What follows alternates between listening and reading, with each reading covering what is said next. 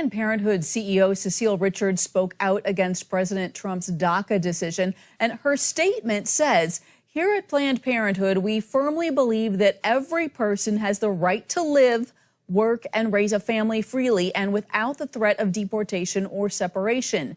Joining us now for comment is Ben Shapiro. He's editor-in-chief of the Daily Wire. Ben, thanks a lot for joining us. Sure. Ben, very interesting comment. Planned Parenthood's annual report indicates that since 2012, the year DACA was enacted, they have performed over 1.3 million abortions, and these speeches aren't impromptu, and yet here she is saying they have the right to live. Why do you suppose that Cecile Richards made this statement? Well, I mean, obviously, Cecile Richards is a basic believer in the idea that human beings are only crowned with their humanity after they exit the womb, which is a rather arbitrary point to do it. So she doesn't even see the distinction. I mean, this is the blindness of a lot of folks on the Planned Parenthood left.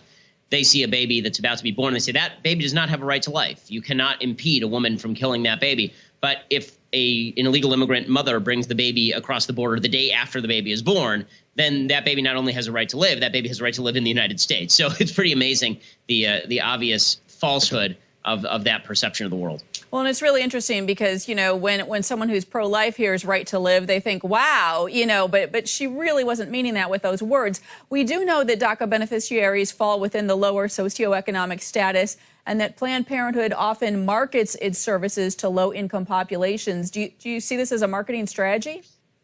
Well, I mean, everything that Planned Parenthood does is a marketing strategy. I mean, Planned Parenthood has only one overriding priority, and that's domestically and internationally.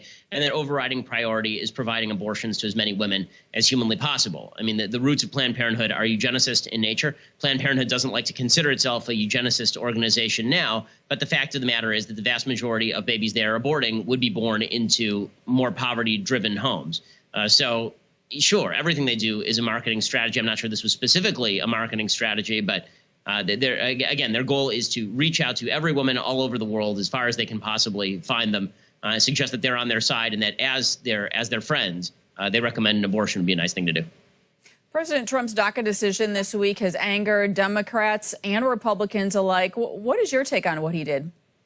I thought it was a bad decision. The reason I think it was a bad decision is because he made a promise to his base that he was going to get rid of President Obama's executive amnesty. He did not promise his base that he was then going to push for legislative enshrinement of that exact same executive amnesty. Executive amnesty is bad policy because it basically treats everyone as members of a class. I don't think that's appropriate. I think that we should have legislation that basically allows us to look at a case-by-case basis and say who's of benefit to the country and therefore gets to stay, maybe go to the back of the line, and who is not a benefit of the country and ought to be removed from the country. But President Trump seems to want to have it both ways. He wants to be able to tell his base he got rid of executive amnesty and then signal to the media and to the left and to people who tend to lean left on immigration that his heart is still with the Dreamers. It's a mixed-up policy, and the fact that he's now talking openly with people like Nancy Pelosi about how they can push forward the DREAM Act should demonstrate exactly where these political allegiances are currently aligned.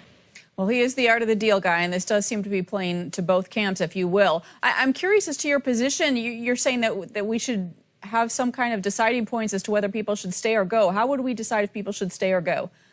Well, so the easiest way to decide whether people would stay or go is determine whether they've taken any form of welfare over the past 5 years, for example, whether they have a job, whether they are enrolled in school, whether they are soldiers in the military. A lot of these things are elements of DACA itself, but it extends it to an entire class of people instead of simply saying, let's look at you on an individualized basis and decide whether you're of benefit economically and societally to the country. All right. Well, a lot to think about, a lot to follow right now. Ben Shapiro, thanks for your time. Thanks a lot.